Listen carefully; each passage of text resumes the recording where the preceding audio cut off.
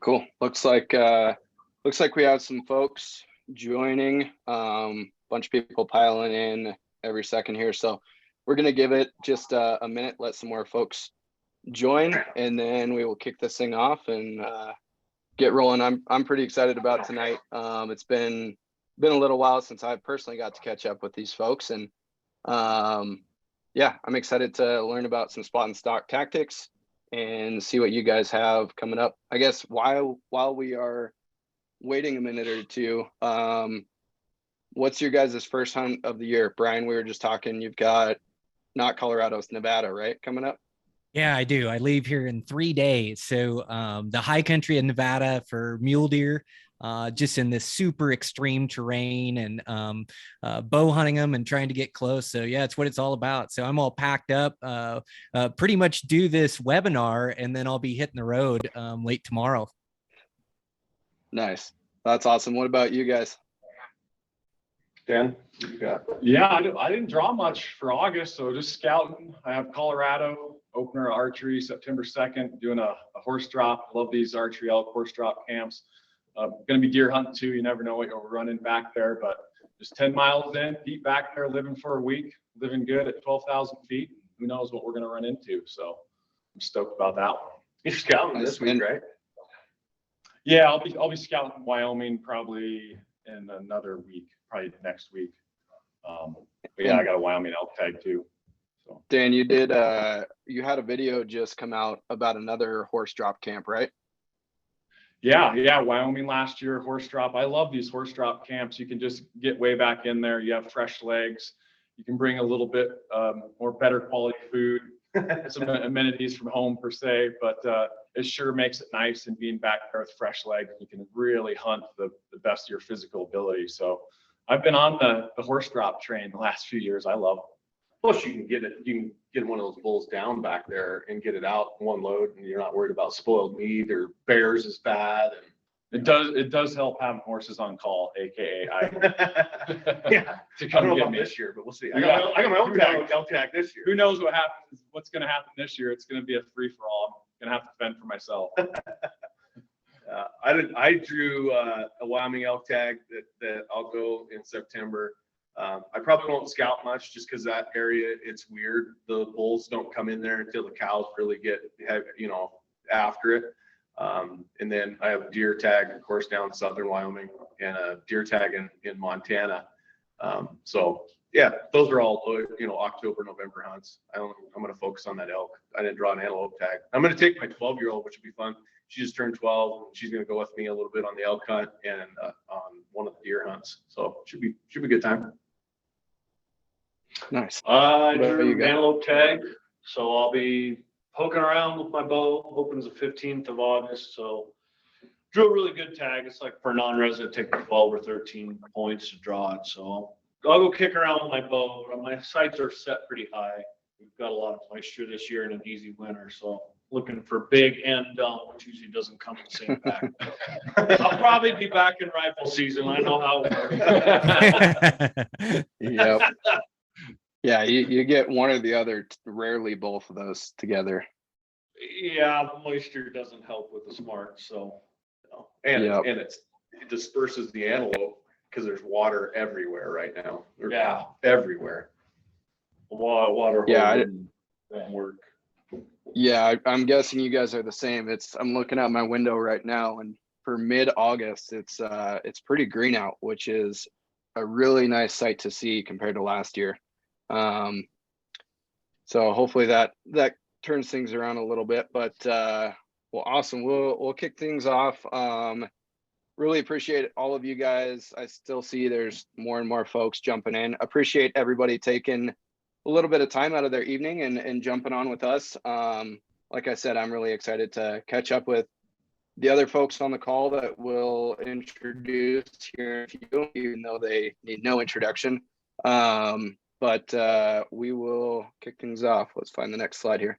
So a couple quick housekeeping items. Just a reminder for folks, especially if this is your first webinar you're joining, your video and audio are turned off, so don't worry about that. You're not gonna pop in, or if you're talking, it won't pick it up. So another one, if you're gonna ask questions, make sure that you're asking them in the Q&A portion at the bottom of your screen there. Don't do it in the chat. It's pretty tough. We're already well over 100 chats in there, so it gets pretty tough to find those. If you're gonna ask questions you want us to get to later on in this, make sure to do it in the Q&A function. Thirdly, if you have personal onX account questions, make sure you're emailing those to help@onxmaps.com. We're just going to be able to get to you much more quickly and efficiently that way.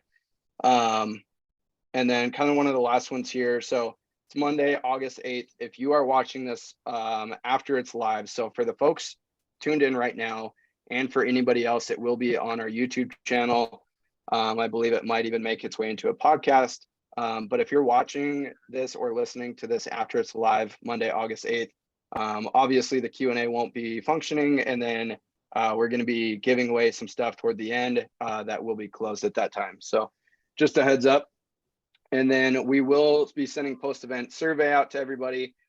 Please provide us feedback just so we can keep tweaking and improving these experiences for you guys. And then, as I said, giveaway coming up toward the end of the hour here. So we're gonna run through some introductions, get some backgrounds and some spot and stock tips, and then we'll talk about the giveaway and then answer all of your guys' questions. So we will get this thing going in no particular order. And again, I know these gentlemen don't need any introduction, but Ike, do you want to kind of kick it off? Let us know, talk a little bit about Eastman's, and then we can just kind of go around. Perfect. Yeah. So Eastman's is all Western hunting. We've been around. The guy and I are actually third generation in the hunting industry. Our grandfather started in 1957, filming in Alaska wildlife, and then he would bring that down to the lower 48, live narrate it. That kicked off into taking those into theatricals, and he actually made movies in the theaters. That moved into taking those theatricals, put them on VHS. For those of you that remember what that is, you could actually go rent a movie. That's the only way you could watch a movie at home. You go down and rent it at a store. And so they took all those theatricals, put them on VHS in rentals, and then he started building other videos and elk videos, deer videos. He had a call company at one point. Then my dad, working with my grandfather, decided that there was a need for a magazine or a place that average Joe hunters, the plumbers and electricians, could tell their hunting stories and their hunting knowledge, because they have that. And so he started what was a pamphlet or newsletter, and it grew into our flagship magazine, Eastman's Hunting Journal. And then when Guy graduated from college, spent a couple years out in his career. Guy came back, and since then we've built the Eastman's Bow Hunting Journal. We have Eastman's Hunting TV on the outdoor channels, 27 seasons on there. Of course, we have a whole digital suite, YouTube videos. We have Beyond the Grid, which is an online video series. We have gear reviews on YouTube. We have an e-news blast that goes out twice a week with helpful information on Western hunting. We have a ton of podcasts. We have a podcast division. I think we're up to 5 different podcasts, everything from predator hunting to Eastman's Elevated. And so it's just growing. Now, my role in this is I'm the president of the company. I'm kind of the behind the scenes, business side. But I do get to hunt a lot, and I've spent about 10 weeks in the field. I get to pick up Dan and Guy on horseback if need be. It's a lot of fun. It's a lot of work, but a lot of fun. So with that, I'm going to pass it off to Brian. Brian, you want to introduce yourself? Do you want me to? Yeah, Brian Barney. So Eastman's Elevated podcast. We've been running this podcast for the last 7 years, and I'm just an absolute bow hunting fanatic. Anywhere they'll let me bow hunt, I've probably been or I'm planning to go. So I bow hunt as much as possible while running the podcast. We try to film some of those hunts, and then we put those out on Eastman's YouTube channel, the Beyond the Grid. Do writing for Eastman's. I think I started back in in 2007 was my first article for Eastman's, and then a staff writer in 2010, and been writing for him ever since. So I'm chasing my dreams in the mountains with a bow. Awesome. Dan? Yeah, it's amazing how time flies. I've been here since 2013. My background, I grew up in the woods, Boy Scouts, working for the Forest Service in college, in the backcountry in the Bob Marshall, horses and mules and camping and hunting since I was a young kid. And then that translated into guiding as I got out of college, and then working here. So my passion started with waterfowl hunting as a kid, actually, and then into rifle hunting more and bow hunting, and then looking for that next challenge. That's what bow hunting really does for me, is just really challenge me. I love to see what I'm made of. I love traveling all over the world and bow hunting. It doesn't matter what it is. If there's a season or the ability to hunt it, I'm going to be there. So much like Brian in that way, I just can't get enough bow hunting. Yeah. And you're pretty much the face of Beyond the Grid, the online webisode, just like Brian's the face of Eastman's Elevated. Do great stuff here. Yeah, kind of a little bit of everything. Yeah. Writing, video editing. I do a lot of filming. That's kind of my background too, is videoing hunts. But yeah, Beyond the Grid, it's our YouTube video series of hunts that we have here. So we do a little bit of everything on there. Be sure you guys are checking them out. But yeah, I'm a jack of all trades, it seems like. And Elevated's grown a lot. Brian's taken it from zero to hero.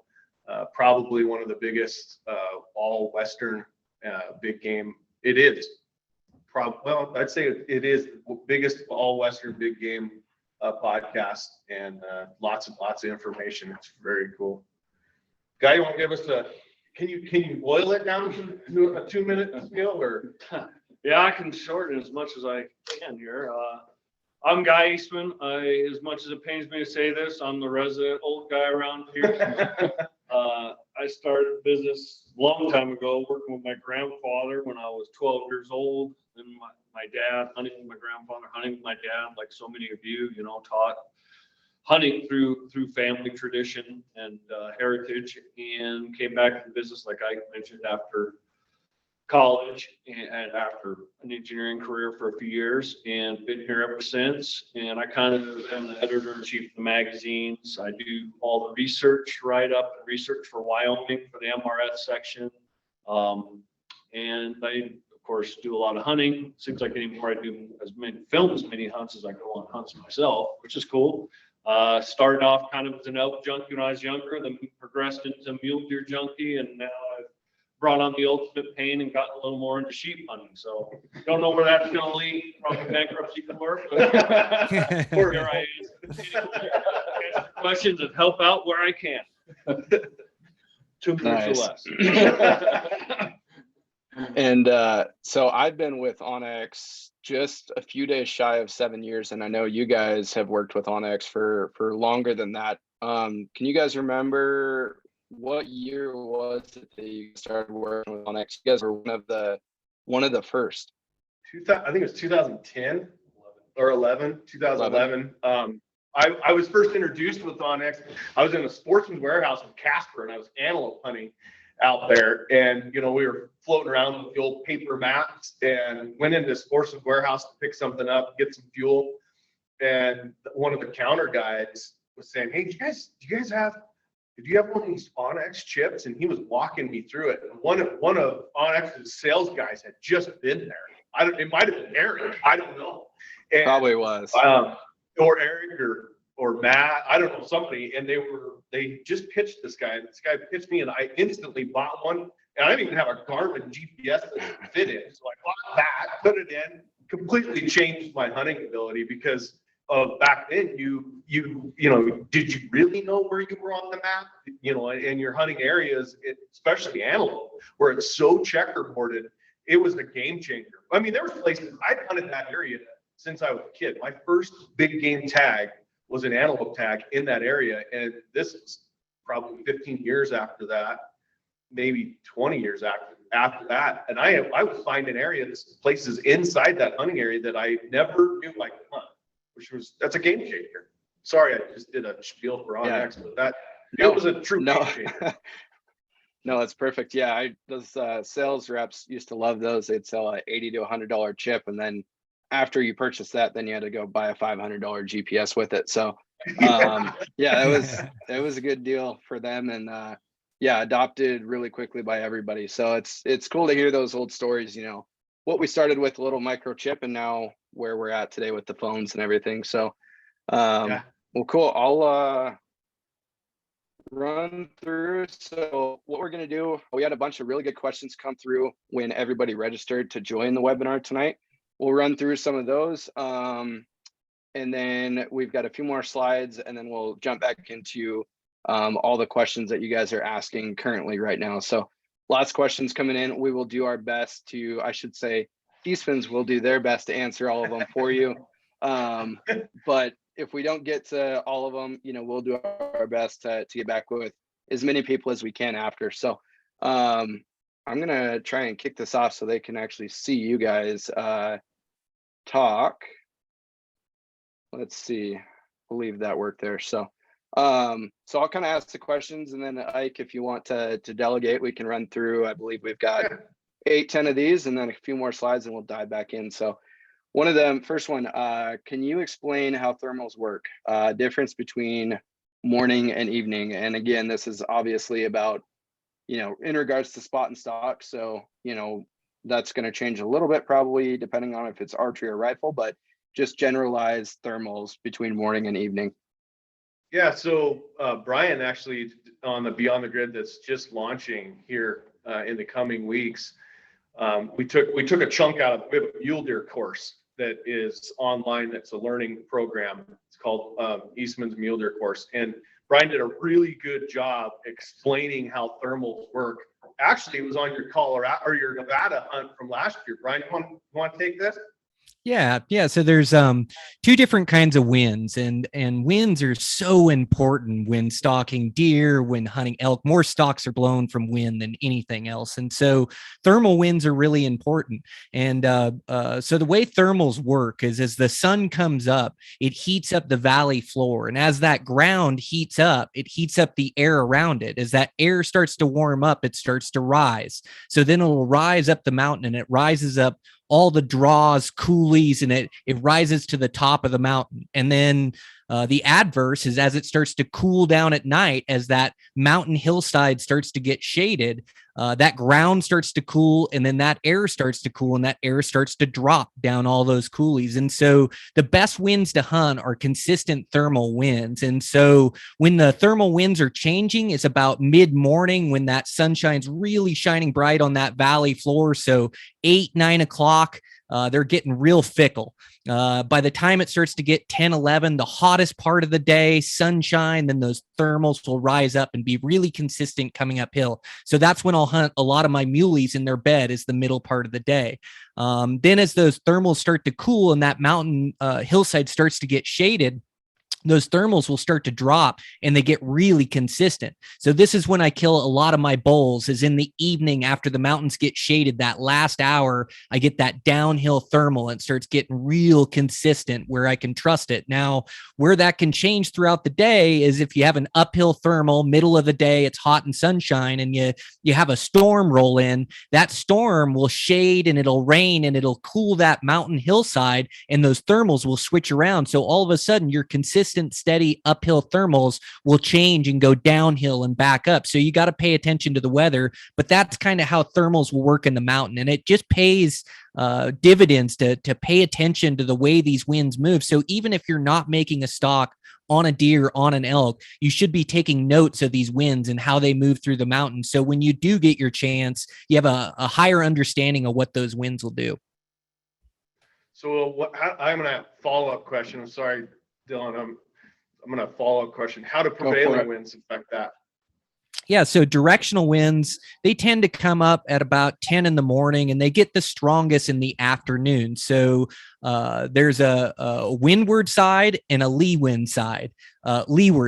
And so the windward side is where the wind blows directly against that hillside. So if it's a south slope, you have a south wind, you have this strong directional wind, and the directional wind does a couple things. So the directional wind, it keeps your scent away from those animals while you're stalking them, which is really important, but it also covers your approach noise. So this is one of the reasons why I choose to stalk muleys in their second bed or their afternoon bed is I get better directional winds that'll cover my approach. So these winds, as they're blowing against this strong wind side, you get a real steady wind. Now, the leeward side of a hillside, so being on the north side with the south wind, is an absolute nightmare. That top third of the mountain, all that wind does is shift like a washing machine. It boils over the top and it circles and swirls, and it's so tough to get a consistent wind. And so it's really tough to kill an animal on that leeward side. And so what you can do is you can watch the weather forecast. You can get like a 10-day forecast, and they'll forecast that you have a southwest wind coming at 10 miles an hour. And so you can plan for that wind. And so if I have an animal that's living on that leeward side, I'm going to wait till I get that north wind till I hunt that buck, because otherwise I'll spook them every single time. And so all of this, these thermals, these directionals, it's this higher understanding of the wind. So you really know what's going on. And it's not just checking your wind checker, it's checking your notes, it's checking your forecast. There's also a great app called the Windy app. It's a red app with a big white W. You can actually see the wind currents and their wind speed. You can see it a couple days in advance of how it's going to move through those mountains. And so important when you're trying to spot and stalk animals is to learn those winds and how they move through those mountain valleys and peaks and such. Yeah, that's huge. And for anybody else, and all of the other folks on the call that are like me, that are like, okay, I'm gonna 3 or 4 days from now, I'm gonna say, okay, what was that Brian said? Again, this will be on YouTube. You can watch it after, because I know you pick up on some of those, the morning thermals and the evening thermals, but just that windward side and that information is awesome. So again, you can rewatch this on YouTube and take notes if you're not taking notes during the call. And then as Ike alluded to, you guys have a new mule deer course that we will talk about here in a little bit. And then we'll also throw a link to that in the chat, so you guys can check that out and probably learn more about that wind and lots of other good stuff. So love it. Thank you, Brian. Let's see next. This one, I'm guessing, was asked in regards to spot and stalk elk hunting with a bow. So do you ever cow call, or do you prefer to stalk in silently? Actually, for whoever. And your Beyond the Grid just launched Saturday, and that was a Wyoming bull, right? Yeah. And in that, Dan does a great job of walking through and helping the audience understand how to call, what calls to make, and when to call, and when to call what calls. You want to take this one? Yeah, for sure. If I'm going to cow call, it's got to be for a purpose. There has to be something that makes it where I can't get close enough if I'm stalking. So I need to bring maybe that bull in, and that might be kind of a last resort. So to answer your question, when I'm stalking elk, I very rarely cow call. I don't want to let them know I'm there. I don't want to let them know I'm slipping in on them. I can picture myself cow calling if I need them to stop for me to make that shot at full draw. But if I'm stalking elk, I just want to stay quiet and not let them know I'm there. Love it. Yeah. And then that stopping, for a shot, it's darned if you do, darned if you don't type deal. I stopped a bull last year with a cow call, and honestly wish I would have just, he was walking slowly at 25 yards, and wish I would have settled the pin and shot him, or waited for him to stop, because he heard a cow 25 yards and picked up his head. And but by the time I could even put my finger on the release, he was already whirling. So it's, at that point, it comes down to do you, don't you? But yeah, no, that's a good answer there. Totally agree. Especially if you're stalking in, no sense letting them know you're coming. Yeah, if you get a bull that close, and you sound like a cow, you got to realize that's their living room. I know who's in my living room. And if I hear a Yeah. voice and I didn't see anybody, that would scare the bejesus out of me too. Probably Totally. going to Catholic church. I got ghosts. Yeah, definitely. Next one here. So please describe when you use binoculars versus a spotting scope. Okay, that's a great one. Actually, Guy's written a couple articles on glassing, and he does a really good job explaining why you need both and when to use both. Yeah, that's, I get that question quite a bit. And for the most part, your binoculars are for closer range glassing. So when you get to a glassing point or you're on a ridge or wherever, you start with your binoculars. Once you clean everything up within, a mile, then you move out to the spotting scope and extend that range to 2-3 miles out. There is some caveats to that. Sometimes when I am using my binos, I'll make note of some areas I want to look at closer with the spotting scope. I think there might be a buck laying there, or I can't quite tell if that's an elk in the shade. I'll get, on the spotting scope. What works best for me, mostly because I'm always hunting with a camera guy or someone else, is we'll have one guy on the spotter, one guy on the binos, or two on the binos and one on the spotter. And then we're just pointing stuff out. The guy on the spotter is cleaning up what you're finding in the binos that you can't really tell what it is, and just making sure you're as thorough as possible. But as that morning progresses, you're just going to be on the spotting scope late as it gets later in the day, because nothing's moving, and you're looking for just movement, an ear twitch, horn sticking out from a tree, that kind of thing. Then, in the evening, you start with the binos or the spotting scope, then move to the binos. Your spotting scope will gather a lot more light as well. So sometimes the binos start to fail late in the evening, you can pull out a spotting scope and get a look at something that you can't really tell with your binoculars just because of light gathering ability. And it sometimes has to do with what you're hunting too. It seems like anymore I hunt less and less with my spotting scope when I'm hunting elk, just because they're so big. I mean, you can see them from a long ways away with your binoculars, and usually I can tell enough about a bull whether I want to get a closer look or not with the bino, just by the size of his body in relation to the other elk on the hillside or other bulls he might be with. You can usually tell just by the way their body looks and how blocky it is, and the size and color, if you're looking at a mature bull or if it's a younger bull. So for the most part anymore, maybe it's my old man speaking, but I use the spotting scope more for deer and antelope hunting, sheep hunting, of course, and less for the elk hunting. So you talk about working out with your binos from where you're sitting out, because how often, and I've been on hunts with you when this has happened, where you get up to a glassing point, you sit down, and you're like, oh, there's elk over there, and you get the spotter out, you're looking at elk across the way, come to find out there's bulls bedded 200 yards below you, because you spook them by then. I've had that happen, and it's and I know this is hard to do. When I say this, people are going to think I'm nuts, but it is hard to do. A lot of times when I get to a juicy glassing point that I've been, most of the time I'm hunting these areas over and over again, and I know that it's a rich, juicy glassing point, I will get in place and sit there for a few minutes, just looking with my naked eye everywhere, underneath me, beside me, around the immediate area, even in the distance, and really get a good look in my mind. Not only am I looking for animals, like I said, it might be right under me. I've had that happen before, but I'm also looking, kind of memorizing that terrain and saying, there's a pocket right there I want to check. I want to really spend some time up there. I'm kind of picking apart the vista and where I think the juiciest habitat is for deer and elk, so that when especially when you're in the spot scope, that whole thing collapses down to about this big, and you can lose your place. You just start glassing with the grain of the terrain, my dad calls it, up the ridges, down the draws, and you kind of can lose your place of where you're at and get off the spot scope, and you're like, oh man, where was that? So I try to get as good a mental picture in my mind of the entire picture, 30,000 foot level, before I dive in on that glass, so that it really helps me.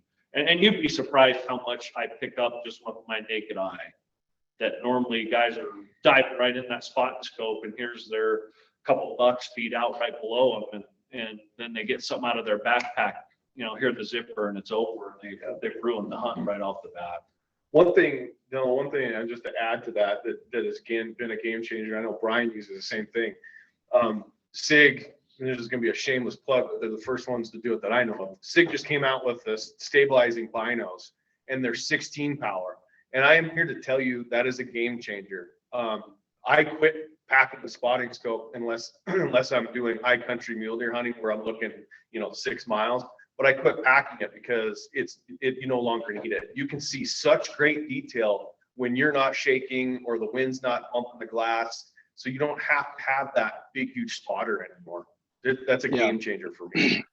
No, I can attest to that. I've actually looked through several of those, both their 10s and 16s, and it's the second that you turn that thing on, it's like, holy cow. So I don't know what they did to make those, but they are incredible. So yeah, I can attest to that. And that tip is huge. I think glassing and paying attention, even with your eye, just paying attention to what is around you first. Because like you said, it's so easy to get up there and then just bury your face in the binos on a tripod or a spotting scope and try and dissect everything. You might have a shooter, buck, or bull, 200 yards below you, broadside, as you've got your face in a spotting scope for 30 minutes. So I think I actually heard you guys say that tip like a year or two ago in a video, and that one has stuck with me. I wonder how many times that has happened to me, and just, people, like as you're out there searching through those optics for what you're looking for, it's literally broadside at 200 yards down below you. You're just not looking. Yeah. So, yeah. Well, cool. We'll dive on to another one here. So some tactics for thick terrain with distance or with limited distance visibility. So again, in regards to spot and stock, I'm sure here, what are some of your guys' tactics for hunting thicker terrain with some visibility limitations? Whew, that's a great question. It's a tough one. That is a tough one. Go on and about that. And it's so unique, specific to where you're at. Dan, you want to try and tackle that one? Good luck. Yeah. I grew up hunting in Northwest Montana. It's very thick, very few animals up there too, but very thick. My dad taught me how to hunt in that sort of terrain and habitat. And, still hunting is what they called it. The old timers called it, but stalking through the woods, basically, just trying to stay undetected and be quiet and move at, a deer speed or an elk speed, which is super slow. It's very low odds, I would say, unless you're in a very game rich area. It's not my preferred method. That's why I love down south, Wyoming, more open country where I can put that glass to work. A good example is last year, I ended up with a tag in Idaho in a very thick unit, low success rate, but I wanted to hunt elk. So I did this hunt and I knew I was in for it. It brought back memories of being a kid hunting up in Northwest Montana with just very steep, brushy areas and very few elk. But in situations like that, I made sure I went on this hunt during the peak of the rut, and I had to use bugling. I had to use elk talk to my advantage. Otherwise, if you don't have bugling, you don't have any way to interact with your target animal. Very difficult, very low odds. You better find a wallow or a water hole or sit a trail. And still, once again, might take days and days before you get an opportunity at something in terrain like that. But luckily I was on the peak of the rut. The elk talked a little bit. It was full moon. It was tough conditions, but just a little bit of talking is all you need to move in there. And I ended up moving in on these elk, and I never did call to them. And my tactic was I spent some time in there. I found out exactly where they were bedding, and I actually spent 3 days in there, and they bedded in the same spot every day. So I came into that bedding area downwind, and I wanted to get in between those elk and their bedding area and just cut them off. So I ambushed them. And so that's the technique there, hanging back, observing, seeing what their program is, and then figuring out that way to get in there and intercept them. So it's definitely a science. It's a very specific technique, a little harder than just, seeing that animal going after them, but with some patience you can really get good at it. It's not ideal, but you know, the ambush, when you don't have the ambush opportunity, you have to improvise. Yeah, and that's another tough one too. Just one last point with ambush and hunting brush like that is finding shooting lanes, and that's the hardest part, because you're bumping into country. You might not know the trails. I've never been in this area before, so I don't know the trail system. I don't know where these elk are coming into their bedding area, so I'm winging it when I'm in there. So I'll bump in and I know I'm getting close, but man, I don't have any shooting lanes, so there's no point in me staying there. So I have to very quietly, you know, move up farther, or just at least have some lanes that I have something to work with. And you're just feeling it out as you go. And so the more you can do it, and that's probably where that paid off, is doing that as a kid. Yeah. And feeling that out and getting those repetitions, and that really pays off. Putting those tools in your toolbox and using them, you know, on later hunts pays off. Definitely. See, next one here. So do you guys use any type of scent control clothing products? What do you think about it? Are they a big factor for you, or is it thermals and wind and they're going to smell you, they're going to smell you? I think that kind of depends on what you're doing. You know, we've played some games with bears especially, and use, you know, some of the products like onX when you're in the tree stand and that type of stuff, and it's paid off. However, if you're in the backcountry for 10 days, I don't care what you do. You're gonna stink, and there's no way around it. You just hope there's a great prevailing wind and you're hunting on the right side of the mountain.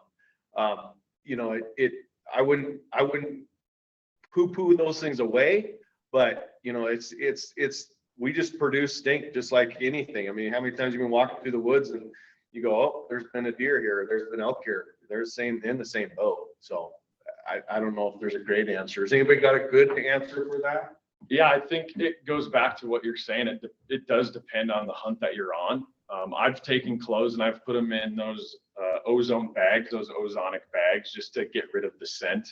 Once again, as soon as you hike and you're a day into your hunt, you have that natural human odor, and you can do stuff, you know, the deodorant, the scentless deodorant, and, Shaving your hair just to keep that scent off you. It's not going to hurt, but ultimately in spot and stock hunting, if they get your wind, it's over. You got anything to add, Brian? Oh, did we lose it? Yeah, I stink so bad. I've got to get the wind right. I don't pay any attention to any scent control, any laundry, anything. You know? Yeah, I just get the wind right and try to kill them that way. Yeah, any more that kind of seems to be the play. I mean, it's one of those things that's not going to hurt, but they're going to wind you if you're upwind. So, all right, how do I identify good glassing spots while east scouting? Anybody want to tackle that one?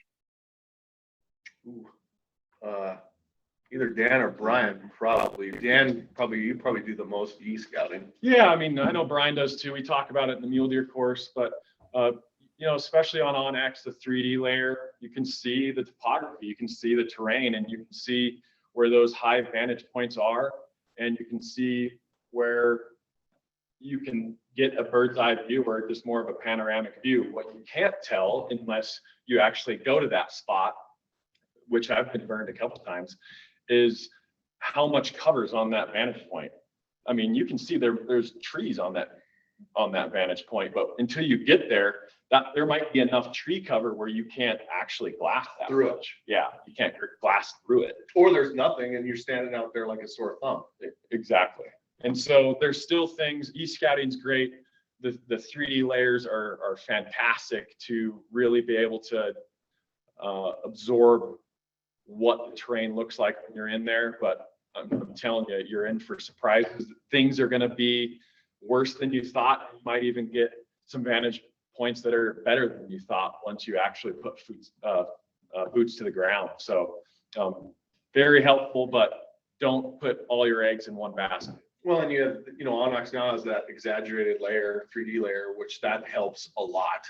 But it's never like firsthand experience. Brian, do you have anything to add to that?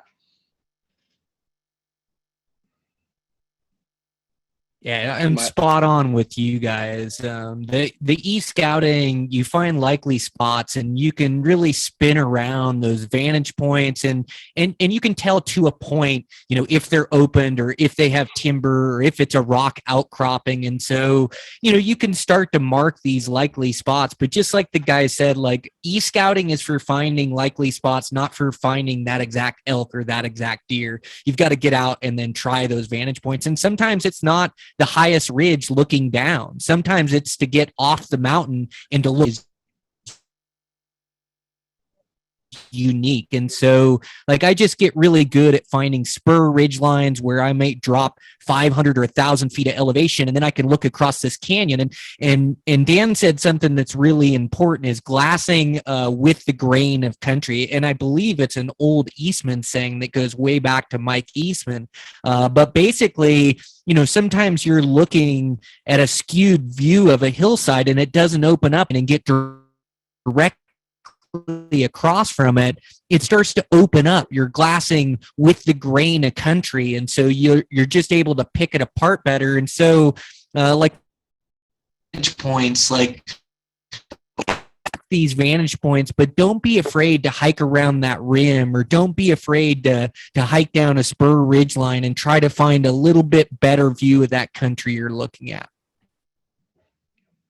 Yeah, definitely. I've been burned by that a couple times, you know, whether it's glassing points or here's a good spot to shoot across the canyon for spring bear hunting. You get there and you're like, I could shoot 20 yards because then I run into a wall of trees, and then you find yourself glassing through the trees and stuff. And yeah, we've all been there. So verify, check those spots if you can in the field, or mark a bunch of potential spots and make it to where if that first one isn't good, move on.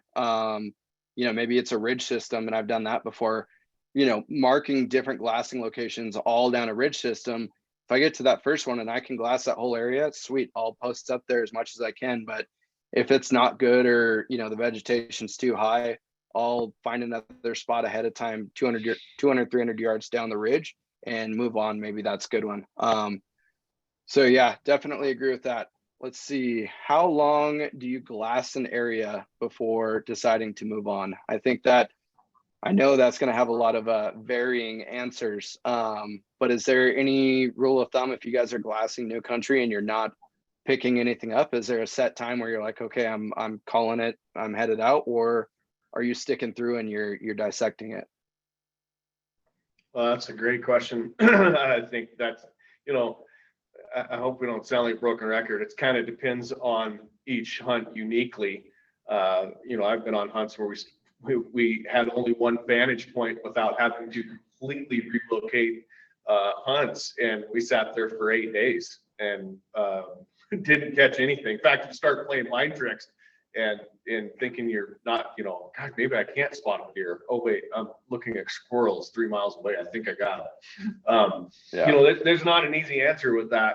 Brian, you did that in Nevada 3 years ago, didn't you? Didn't you have to pull up stakes and relocate? Yeah, it's exactly right. It's a good explanation of it, Ike, because it's all about it's all about your instincts and what you feel is bucky terrain, and then, you know, my rule of thumb, if I'm making a rule for how long to glass, is I want to give it a prime time session. So I want to give it a first light morning session, first hour, and I'm gonna sit there, as if I can see a bunch of country, I'm gonna sit there for an hour, 2 hours in the morning. Now, if I don't see any bucks or any deer, if I don't see any elk in that session, then I'm probably going to keep moving on and look for other spots. Now, sure, I could have missed something. You know, sometimes if it's a really bucky spot, then I'll give it a morning or an evening. Or if in the morning I saw some smaller bucks, then I'm going to hang out and then I'm going to give it an evening session. And so it's really dependent on the hunt and what you're feeling as far as your instincts, and your instincts are all honed through your experiences. You're able to build your hunting instincts to tell you when to stay and when to leave. And so I'd say it's trusting your gut. And if you can see a lot of country and you think it's bucky terrain, then I would give it a good couple hour session before I move. Now, if I see some deer, I may stick around. If I don't see some deer, I'm probably going to move on. And I don't, bucks can get tougher to hunt as they shed their velvet, move to secondary living in those October seasons. But for the most part, I'm not looking for a phantom deer or a ghost timber buck. Those big bucks have to feed just like the small bucks. They show themselves out on those features. So if I'm at the right vantage points at the right time and I don't see what I'm looking for, I keep moving on. I try not to rule out any country in the middle of the day. So I can definitely see bucks in the middle of the day or bulls in the middle of the day, but I'm not going to rule out a basin in the middle of the day. I'll have to give it a prime time before I decide that there's no bucks in there that I want to hunt. So just to add to that, guy, when we were doing the migration film, we did a YouTube video on the mule deer migration, and we were talking to the biologist down there. He said something interesting about the rose petal theory. Do you want to explain that? Because if it kind of fits here. If you see deer, you see that. Basically, they've collared these high country bucks and done a ton of research on them. And what they found is a lot of those high country bucks in the summer, their peak summer months, they don't move very far at all. Some of those bucks live in a 50-acre or less area an entire summer for 90 days without hardly moving at all out of there. Now, there's some exceptions to that. Lightning storms and weather come in, they'll drop off those basins and go back up. Or, predators, or they get bumped for whatever reason. But for the most part, they want to stay there.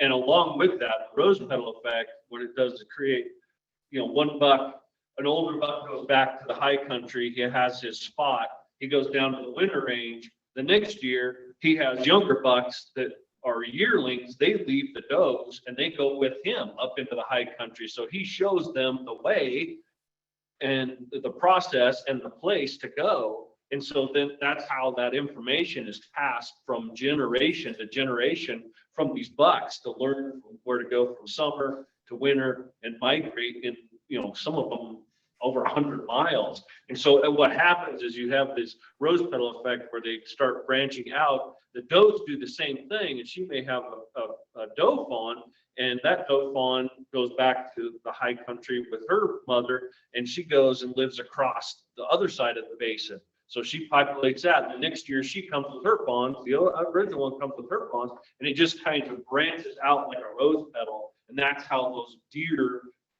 basically populate those big high mountain basins through, they've done that for millennia, for hundreds, thousands and thousands of years. They've learned all that from generational, passing it on from one generation to the other. It's very, very critical. That's what they're finding, how critical these migration corridors are. If they cut those off, it literally is like erasing their mind. They don't know, they will die trying to get back there because that's the only thing they know. They know that generations of deer have survived doing the same thing. And literally, they'll have big die-offs in the winter. Those deer will die off trying to get down out of there or back up there, whatever the case may be in the spring, because that's all they know. And once that is erased, it's gone forever. Well, not forever, but for a very, very long time. That's kind of boiling it back to what Brian said. If you see deer in there, there's going to be rose petals. If you see a young buck, he's not going to be alone. They're going to have older bucks with them, a different age class. And a lot of times those bucks are all related. They're all half brothers because their mom is the doe that's in that basin, because that's the basin they went to when they were a fawn. So, just if you see deer, like Brian said, give it a good witching hour. And if you see deer in there, you might put a little bit more time in. Yeah, no, that's very interesting stuff. Last question here before we dive into a couple more slides, and then we'll wrap it up with some more questions. How do you guys approach units that have really high hunting pressure? Are you typically more aggressive in those units if there's high pressure? That's a good one. Dan, you had a couple well, that Idaho hunt from last year, we were talking about was pretty high pressure, but you've had a couple opportunities to hunt really high pressure recently, general tag over the counter type stuff. And it's where you're bumping into guys and having to deal with that. How did you handle it? Yeah, growing up, Montana generals, deer and elk, I'm sure you know, Dylan, how it can be a lot of pressure and dealing with guys. I just like to get away from the crowds, go back as far as I can, or as far as, the deer or elk, whatever it is I'm hunting allow me. I'm not going to go 8 miles in if there's nothing in there. But I want to get away from the roads. I want to stay away from hunting main trailheads. Maybe I want to park off a spur road or park off the main road and maybe hike up or hike down. Just Non-trails. Yeah, non-trail areas, just places that the average hunter isn't going to just go wander into. Luckily in Wyoming, some of these general areas are very vast. And so comes right back into some of the horse drop stuff, the stuff I wouldn't be able to touch on foot. That's huge. Some of these areas, you can't go 10 miles. There might not be even any elk until you're 10 miles back in somewhere. So if you can do that, and then, once you get back there and your legs are fresh, and then you can go even further, that's huge. And so those are just a couple of techniques that I use. I know Brian has some. I was going to say, I think Brian has some great stories in Colorado and in Nevada. What's your strategy, Brian? Yeah, so hunting pressure is definitely present in our day and age of hunting, but you can still find your own experience even in the highest pressure units. And so these elk and deer, they find places where humans aren't. So it seems like anytime I can find the bucks, anytime I can find the bulls, usually it's just me versus them. And so if I see guys, I want to go the other way. Definitely like hunting during the week helps out where you're not hunting the weekend. When I, like Dan had mentioned, I draw a circle around every trailhead that's 2 miles round around every trailhead, and I don't start hunting until I make it out of that circle. And I also draw a mile from each road. And sure, there can be animals in there, but probably not the older age class, mature animals that I'm looking for. And so it allows me to rule out that country. And in today's day and age, remember too that everybody can stick a pair of binos and a scope out a window of a truck. And so, I find this terrain or this country that may be tough to glass. Maybe you can't see it from a road. Maybe it's on the backside. And that tends to be where I can start to get away from the pressure. And so even in the highest pressure units, there's still a chance to go find your own experience and match wits with these mature bucks and mature bulls. Like Dan was saying, some of the general season Montana, general season Colorado, there's just places where you're going to run into guys. And the main thing is just to keep your head in too. Like if I'm in an area with a bunch of guys, a lot of times if I have the master vantage point and I'm watching what's going on, I feel better about the situation. I can watch those guys leave or watch where the animals are that they missed. And so it's almost like knowing more about the unit than the other guys that are hunting it. And so I can kind of plan my hunt according to that. So those are some of the tricks that I'll use to get away from the pressure, but you can still go find your own experience out there. Yeah, totally. Go ahead. The other thing I would add to that is when you're looking at terrain, look at some of those natural barriers, some things that guys won't tackle. And distance is one of them. Grizzly bears is another one. Just look at some of those natural barriers that the average Joe isn't willing to tackle, and then just prepare for it and know mentally, like Brian said, know that that's something you're going to have to do. You're going to have to do, a 4,000 elevation hump in a matter of 3 miles or something. It's not going to be a lot of fun, but that is a natural barrier that most guys won't do, and you definitely aren't going to get guys doing it day hunting. That's another thing. There's a lot of guys that day hunt. That's why Brian's strategy of a 2 mile radius works, because you're not going to walk 2 miles, more than about 2 miles in and 2 miles out every day. It gets a little rough on the vast majority of guys. Okay, anything to add? I I just do not like hunting with a lot of hunting pressure. Maybe I'm old and spoiled. I'd rather throw a tag away if I have to. I don't usually have to.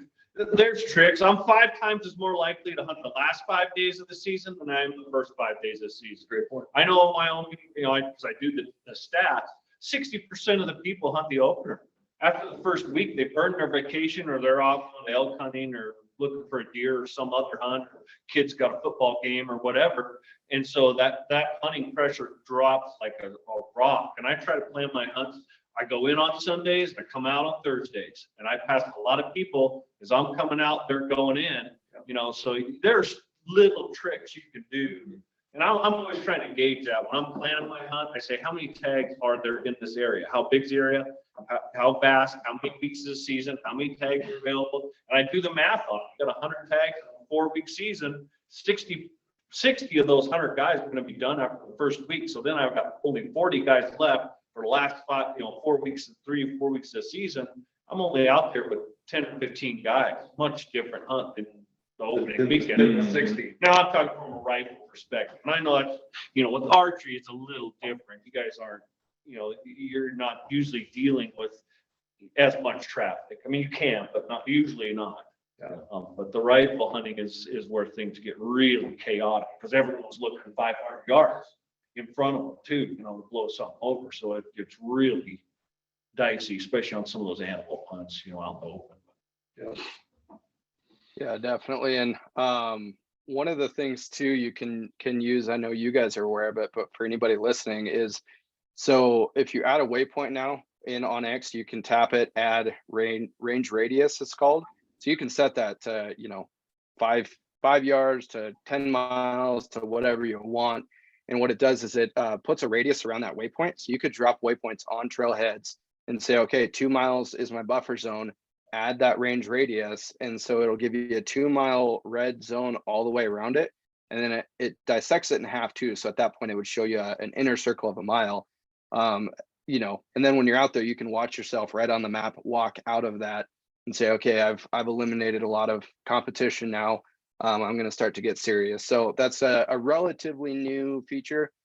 Some folks use it a ton. Some don't know about it or utilize it much. So if you haven't, check that out for e-scouting this year.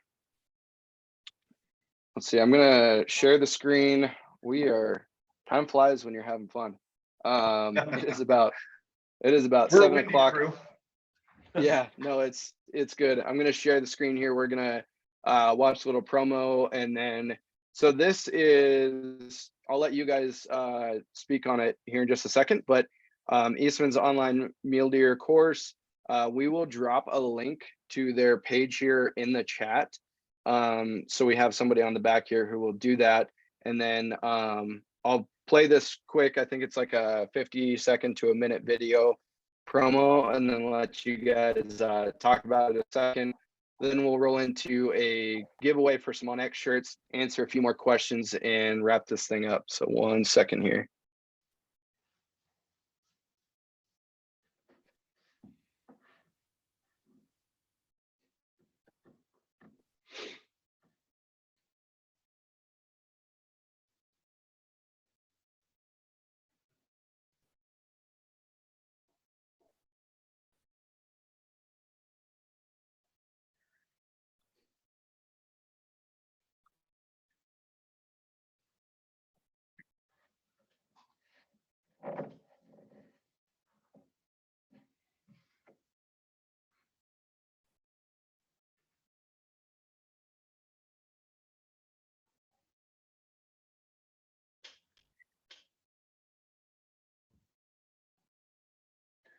That's a good TV tip, the radius. I wonder if it's playing for him. I don't know. Must be. Cool. So I don't believe there was audio on that video for you guys, so I apologize about that if you guys didn't hear. But why don't you guys take a second, tell us about your new mule deer course? Yeah. So Brian came to me a couple years ago with an idea of writing a digital book, and you know, obviously with the creative minds that work at this company, we came up with an even better solution, and it's a learning management software where you can go through courses. And so Dan's put a lot of work into it. Brian put a lot of work into it. Guy put a lot of work into it, and it is basically it's start to finish mule deer hunting. And there's, Dan, how many hours? 8 full hours if you were to sit down and do it? Yeah, there's over 8 hours. There's over 100 videos. It's a video topic style course, video progression. As you watch a video, you are complete, move on to the next topic. There's several lessons and then topics underneath them, from glassing to hunt planning to training and preparation to harvest and meat care and anything that we can think of. We're going to expand a little bit more on survival out in the woods, on how to build a fire. And so this is going to be a course that's going to ever be growing and living and breathing, and we're going to be adding to it. It's very exciting, very extensive, a lot of work to put into this, but hopefully you guys will gain some benefit. Actually, I know you will. I've got some great feedback already, and it's actually been really fun to do. Yeah, and it was fun to sit down and look at, you know, all the knowledge that is placed in the 80 years of mule deer hunting knowledge placed into one spot. And you know, you can get in there. The feedback we've gotten from the few people that we've showed it to already it's amazing. You know, they're learning stuff. Even if you're a seasoned hunter, you're learning things just because you're learning from other people's experiences. So it's very cool. Yeah. That's awesome. Yeah, again, we will throw the link in the chat for you guys to check out. Season is right around the corner. It's crazy how quick summer went this year. So check it out, get signed up for that, and get educated before season rolls around. Yep, absolutely. So next one, we'll throw another link in the chat for this. We're going to be giving away some elk XTs for you guys, you know, sticking with us toward the end here. Appreciate everybody taking time out of their evening for this, and we'll throw that link in there. Free and easy to sign up. We'll be announcing some winners and send you guys some shirts. And then also we have a bunch more master classes coming up. We've done quite a few that are already on YouTube. We've got a bunch coming up.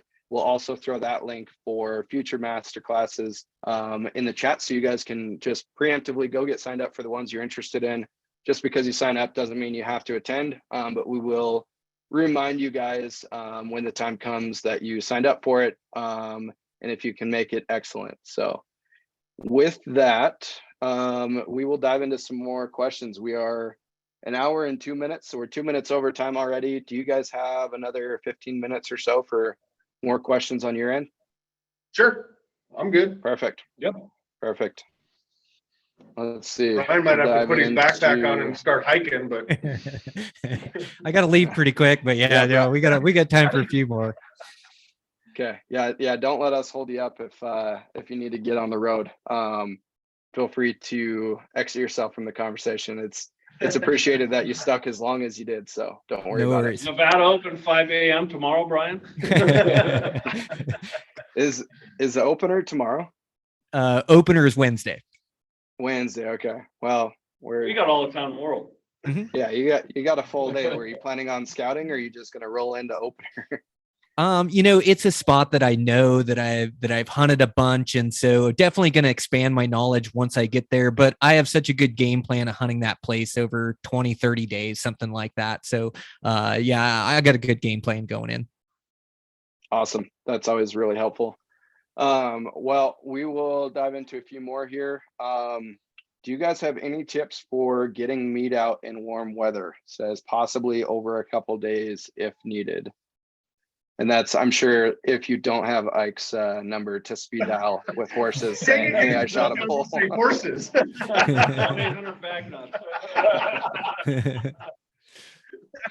Oh gosh, that's a good one. That's you play that game early September for sure. I don't know, Dan, you want to take that? I know you shot that bull last year on the 8th of September. Yeah, it was warm. Yep. Yeah. And I made you stay in there for 2 days just because I didn't have the horse flesh to come get you. Yeah, and when it's warm out like that, you need to get it cooled. You need to keep it out of the sun. You need to get it covered. It seems like the warmer it is out, the more flies there are.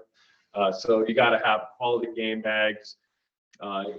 So I like to work at night, and like ideally, if it's warm out, I'm going to work all night if I can get that animal out. If I can't, I want to get it cool. And then next, I'm going to search up the creek bottom where I can get some shade. Down by the creek, that cool water, that's always the coolest air in it. It always runs right down the creek. And that's going to be the coolest air that you have to work with on a mountain. Preferably a north face, that's handy too, some dark timber in a creek bottom. And if you keep the sun off of it, you can keep that meat for a few days and keep it good. But as soon as it gets warm, as soon as that sun starts beating on it, it warms up, that's bad. It's bad stuff. You want to keep that airflow too. You don't want to lay it down. That's another thing too. If I'm struggling to have enough area to hang all my meat so that wind can blow all around on all sides of the meat to cool it down. If I have to lay it down, I'll let it cool a while, and I'll flip it over. Don't neglect that downside. Flip it over and let that cool out for a while too. If you have to, you can debone it as well. Get that bone out of there, out of the shoulder, the hindquarters, and get that meat opened up to initially get it cool. And if you can initially get it cool pretty quick, especially if you have to work at night, do it. Stay up all night, get it cool, and then it's much easier to keep it good during the day, during the heat of the day, once it's cool and you can find that shade for it. Yeah. Brian, you have some ideas, I'm sure. Yeah. So when you kill an animal, you have 6 hours to cool it down to 55 degrees or less, or you have exponential bacteria growth. And so the good thing is in the mountains, even on these warm August hunts, it's still going to get cool at night. It's going to get down to 35 degrees, 40 degrees up on the mountain, and that'll cool that meat. And that meat will hold that once you cool it down, it'll keep cold if you keep it in the shade, like Dan's saying. And so I like to debone my meat. The more game bags you can get, the more air you can get around it. I like to find shade. I hang it up every night, and then I always have a cooler with ice in it at the truck, and that's my overall goal. Like, you can definitely keep a deer for multiple days, but like this August hunt I'm going on, I can get a couple days, one night out of it, and I'm going to want to make sure that my meat's out of there. But just cooling it down at night, making sure it's in the shade in the day. I love what Dan said about those creek bottoms. Those keep really cool. And if you're really up against it in a warm weather hunt, you can also put your meat right in the creek, preferably like a garbage bag, and put it in there. Anytime you get your meat wet, you don't have as long a time until you have to butcher that animal. But if you have to get it cooled down, you get it in that creek, and it'll definitely cool that meat. And so you can save that meat so you don't lose any. Like to have good game bags that flies can't get in. And it's amazing, really, when you hang up your meat, you keep it in the shade, keep it in the mountains, you get that cool air around it, how well you can keep meat. I've actually never lost any meat, and I've always hunted August and September seasons, always got it to a cooler, never lost anything. So as long as you're cognizant of that, you work the nights like Dan's saying. Sometimes you got to burn the midnight oil, whether that's packing out an animal or processing an animal, like those big elk. They really hold heat into their big muscle groups, their quads. Getting that spread, getting the hide off quick is so important as well. I like to get the hide off right away. So those are some of my tricks for keeping my meat. Yeah, those are all really good tips. And if you don't have icon speed dial with a bunch of horses, it's also like, know your limits too. I can hike 10 miles back and set up camp and hunt solo. I'm capable of that and killing a bull back there. But if I don't have, 3, 4, 5 buddies on my inReach or whatever to message them and have them come help pack out, like, then maybe I shouldn't hunt 10 miles back. Or if I don't have horses, then that just changes everything as well. So no, that's all really good stuff. We will dive into a couple more here. So best skills and tactics for a first-time elk hunter to focus on help improving the chance of success. It sounds like rifle hunter. Is there anything that jumps out to you guys for, you know, a first time elk hunter rifle? Anything that they should kind of hone in on to help find success this year? Yeah, Guy, you have I know you've talked to a lot of first time guys, especially recently with a rifle. What are some of those tips that you've been sharing?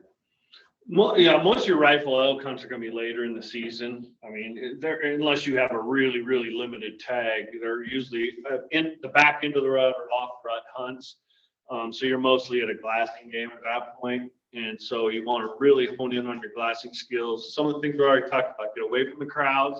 I've killed a lot of bulls between 2 and 5 miles back. You don't have to go 12, 14 miles back all the time. There's a lot of elk live 2 to 5 miles back and they make a good living there, just because that's about the most human, especially rifle hunters.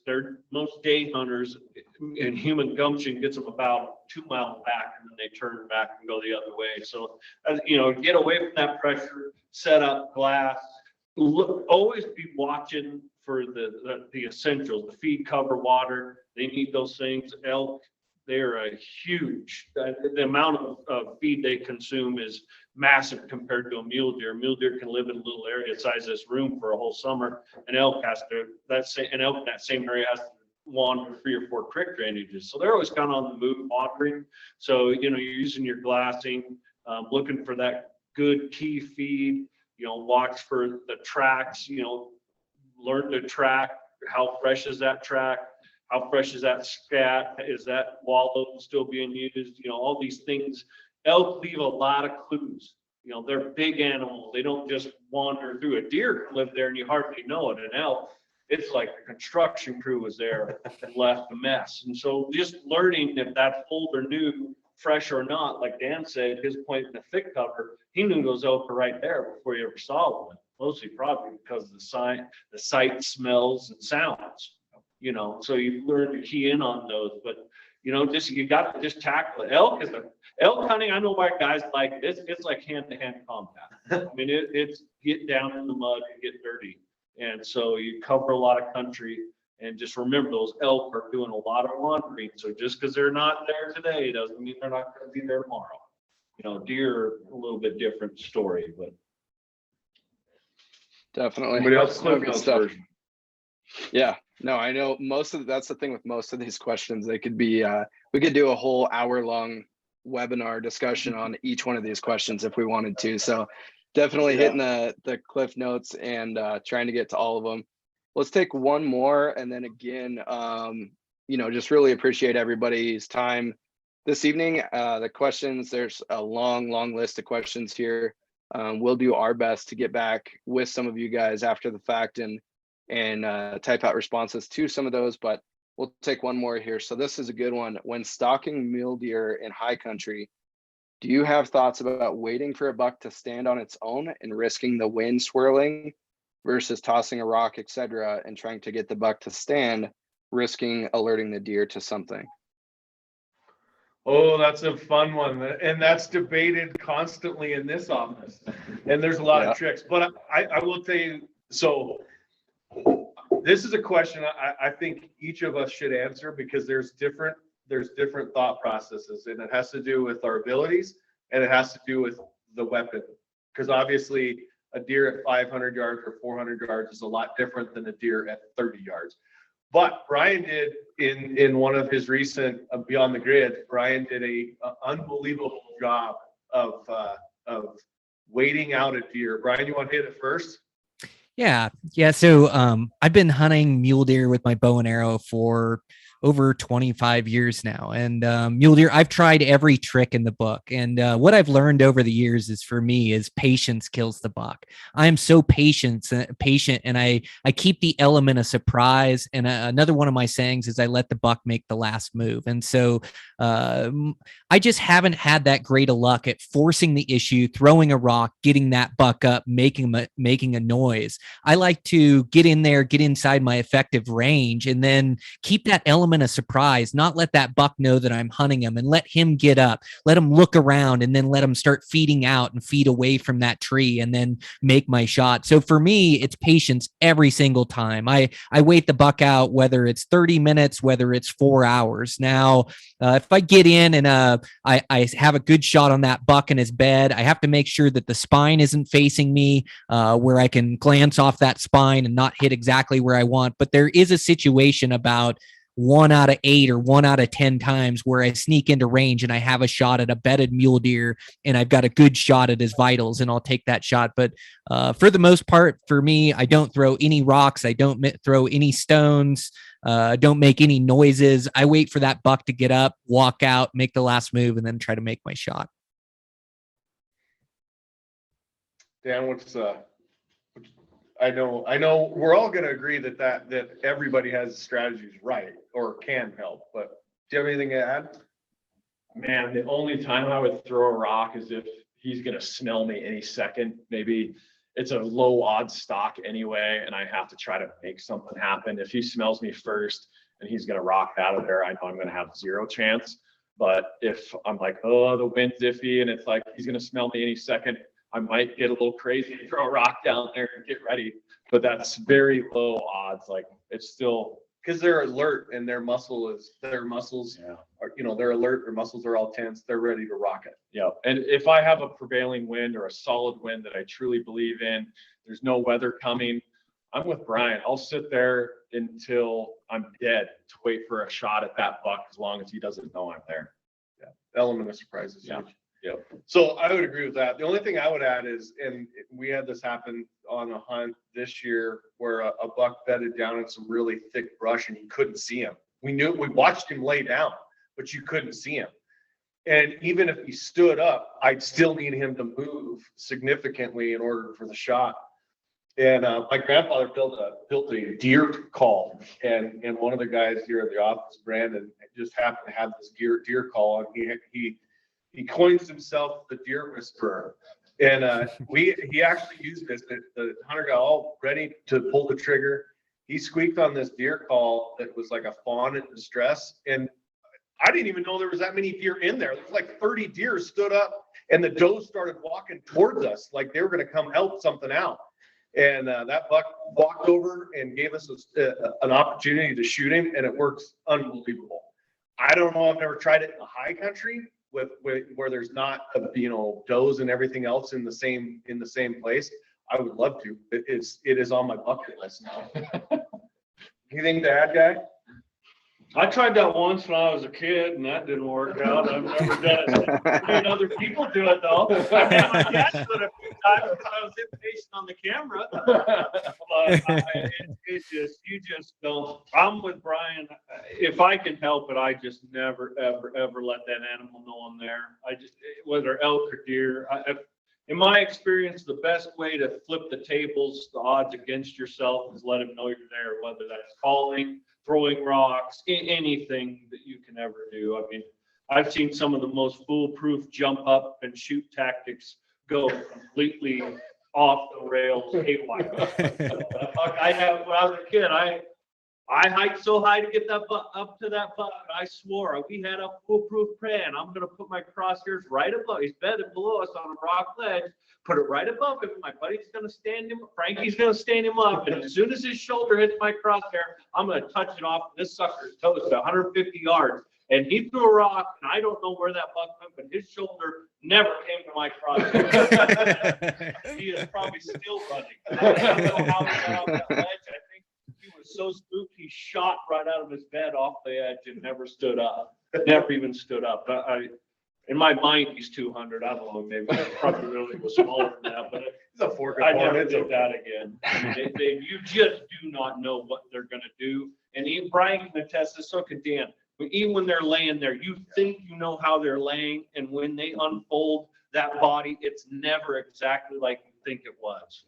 You're like, geez, he was facing backwards. Yeah, it's just really too dicey. But I can understand Dan's point. If they're going to smell you anyway, it's got no one. You might as well throw all your cards on the table. Yeah. So I said that was the last question, but I have one follow up for myself, personal question here. probably going to be along the lines of the same response, but what about bow decoys? Like, you've seen them. I have some decoys you can put on the front of your bow. My mentality sometimes is like, well, if I'm stalking an elk and he sees me, like if I've got a decoy, he might stop and give me a shot, or he might give me that 1 second before he blows out of like, oh, it's a cow, it's all right. Are you guys even playing that game, or you're not wanting I tried to be a cow. I tried to be a moo cow one time. That didn't work out so hot. Anybody used it successfully?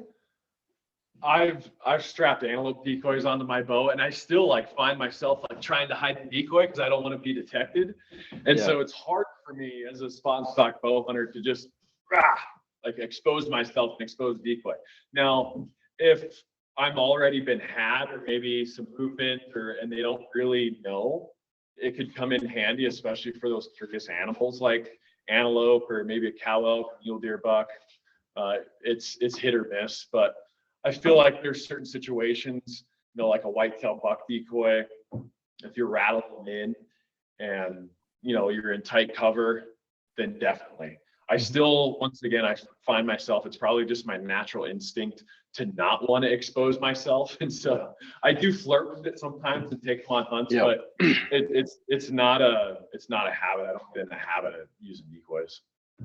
Yeah, no, I've had, I was gonna say real quick, I've had it, on my pack when I called in a bull, solo cow called in a bull, and then he gets to 80, 90 yards, looks through the timber, he can clearly not see a cow, and then hangs up and turns, and I'm like, dang it, why didn't I have that decoy on or something? And then I've also had it on times where solo called in a bull and he, walks in and then just stares at the decoy, and been like, man, I wish I didn't have it on at that point, just let him walk by and kill him. So it's a tough one for me. I struggle. I usually take it, but I never know when to use it, when not to use it.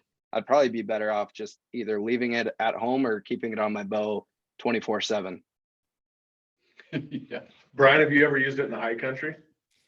And so I don't. I'm so in love with the spot and stalk and being a predator and sneaking up on them. But I've had guys on the podcast that have used them with great success. So using them during the rut, like that decoy that mounts to your bow, like you're saying, like Tony Treach has used that a bunch, chasing muleys and chasing whitetails. And he doesn't use it to attract them. He uses it and he sneaks in, keeps the element of surprise, and then it's mounted to his bow when that deer stands up and he's trying to get the shot. Just like you were saying, Dylan, he just hangs on for just long enough to get that shot. Or like an antelope decoy sneaking in and then setting up that decoy and having that antelope see that decoy and maybe even coming closer or just hanging around and allowing you to get a shot instead of bolting out of there. So I haven't used it myself with any success, but I've had a couple guys on the podcast that swear by it. And so I think I'd like to use one of those ones for like the muley rut and have one on my bow so many times. If I can sneak into range, if I could just get them to stop moving, just to look at me or just to hold up for a little bit, I feel like I could get a good arrow in them. And so I think that's something that I'll definitely implement into my tricks or into my game plan for hunting the rut. But I don't have any plans for elk. I know pronghorn are susceptible to them, but the dirt's so hard, it's so tough to get a decoy to stick into the dirt that about the only time that I've tried to use one, it was blowing over in the wind and the buck was coming and I was trying to get a shot around it and it just didn't work out. But I definitely think there is a use for it. It's just using it in the right scenario for sure. Definitely. No, all good stuff. It's very situational, like a lot of these questions. Well, I appreciate your guys' time. We are about an hour and 30 minutes into this thing. Do you guys have any final thoughts? Anything to wrap it up with? No, I mean, I appreciate everybody's time. You hang out with us during dinner time and family time. And I hope you guys learned something. And I appreciate these gentlemen's time taken away from their families and sharing with you guys. Thanks to onX for putting us on. You guys have been a great partner for a really long time. And we just appreciate everything you're doing and keep coming up with new layers and new tools in our toolbox. it's definitely changed our game. You guys have any closing thoughts? No, get after it. Yeah. Yep, luck this season season. is We're gonna here. get a Brian Barney motivational speech here in a minute. When he gets going, look out, he'll have everybody out the door with him in the morning. Love it. Well, I appreciate you guys, and likewise, I mean, you guys are one of the first partners for us, and continue to be, you know, one of the best. So appreciate your guys' time, all the work that you guys do for you know, just helping everybody out and taking the time out of your evening. Again, just as a reminder for everybody still on, if you want to rewatch this and take notes, send it to a buddy, whatever. Give us about 24 hours or so and look at our YouTube onX Hunt, and you'll find it there. So thank you guys very much. Good luck on your hunt, Brian. Safe travels, and send me a picture hopefully here in a couple days. Thanks. Will do, Dylan. Appreciate it. Thanks, guys. Good evening. Yeah, thanks. Thank you.